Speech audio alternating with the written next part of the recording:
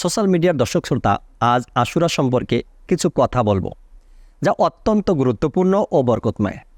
হিজরি সনের প্রথম মাস হল মহররম।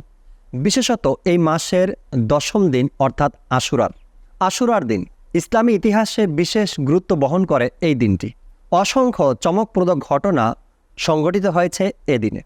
আপনি যতই এর গভীরে যাবেন ততই আশ্চর্যান্বিত হবে।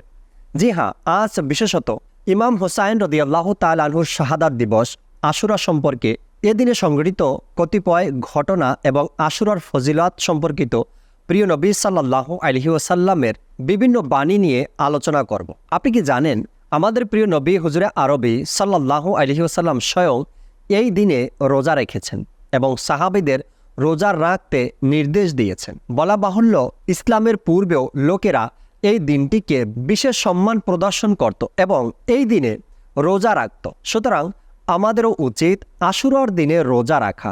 এছাড়াও আশুরার দিনে আমরা আর কি ইবাদত করতে পারি, চলুন সে ব্যাপারেও জেনে নেওয়া যাক। নিঃসন্দেহে আশুরার রোজা গুনাহ ক্ষমা করিয়ে দেয়। যেমনটি মুসলিম শরীফে বর্ণিত রয়েছে, প্রিয় নবী রসুল আরবি হুজুরপুর নূর সাল্লাল্লাহু তাআলা আলাইহি ওয়াসাল্লাম ইরশাদ করেন, আল্লাহ পাক আশুরার রোজার বদলতে পূর্ববর্তী 1 বছরের গুনাহ ক্ষমা করে দেন। অন্যত্র বর্ণিত রয়েছে, প্রিয় নবী সাল্লাল্লাহু আলাইহি ওয়াসাল্লাম ইরশাদ করেন, যে ব্যক্তি 10ই মুহররমে তার পরিবার পরিজনের যাবতীয় প্রয়োজনাদি পূরণ করবে, অর্থাৎ তাদের জন্য ভালো ভালো খাবারের ব্যবস্থা করবে, তাদের জন্য বেশি বেশি খরচ করবে, আল্লাহ পাক তাকে সারা বছরের ভরণ পোষণের ব্যবস্থা করে দিবেন। হযরত সুফিয়ান সাউরি রাহমাতুল্লাহি তাআলা আলাইহি বলেন, যখন আমি বাস্তবিকই এই হাদিসের উপর আমল করলাম, ফলাফল ঠিক তাই পেলাম। সোশ্যাল মিডিয়ার দর্শক শ্রোতা, আসুন আমরা আশুরার দিন আর কোন কোন নেকির কাজ করতে পারি সে ব্যাপারে জেনে নিই। আমি আপনাদের বিশেষ কিছু নেক আমলের কথা বলছি। সকলেই নিয়ত করি আশুরার দিন এই কাজগুলো অবশ্যই করব। নাম্বার 1, প্রথমত রোজা রাখব। নাম্বার 2, সাদকা করব।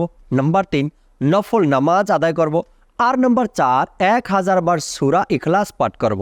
এবং নাম্বার 5, এরপর ওলামা ইকরামের সাথে সাক্ষাৎ করব। নাম্বার 6, এতিম শিশুর মাথায় হাত বুলাবো। নাম্বার 7, নিজ পরিবারের জন্য বেশি বেশি ব্যয় করব। নাম্বার 8, গোসল করব। নাম্বার 9, সুরমা লাগাবো। নাম্বার 10, হাত ও পায়ের নখ কাটব। নাম্বার 11, অসুস্থ রোগীর সেবা শুশ্রূষা করব। নাম্বার 12, শত্রুদের সাথে মীমাংসা করে নিব ইনশা আল্লাহ তাআলা। উল্লিখিত এই 12টি নেক আমল আশুরার দিন অবশ্যই করার চেষ্টা করব, আর এর সওয়াব কারবালার শহীদদের জন্য ইসাল করে দিব। কাজগুলো সম্পাদনের ক্ষেত্রে এ পদ্ধতি অবলম্বন করা যেতে পারে যে আমরা সকলেই ইমাম হোসাইন রাদিয়াল্লাহু তাআলা আনহু সহ তার সকল সঙ্গী যারা ইসলামের জন্য নিজেদের জীবন উৎসর্গ করেছেন তাদের সকলের জন্য কোরআন খতম, জিকির আজকার ও দোয়া দুরুদ পাঠ সহ মিলাদ মাহফিলের আয়োজন করি। আল্লাহ তাআলা আমাদের সকলকে আশুরার দিনের বরকত লাভ করার, এই দিনে রোজা রাখার এবং দিনভর ইবাদতে অতিবাহিত করার তৌফিক দান করুক। আমিন। বিজাহিন নবীল আমিন সাল্লাল্লাহু তাআলা আলাইহি ওয়াসাল্লাম। সাল্লু আলাল হাবিব সাল্লাল্লাহু তাআলা আলা মুহাম্মদ সাল্লাল্লাহু তাআলা আলাইহি ওয়াসাল্লাম।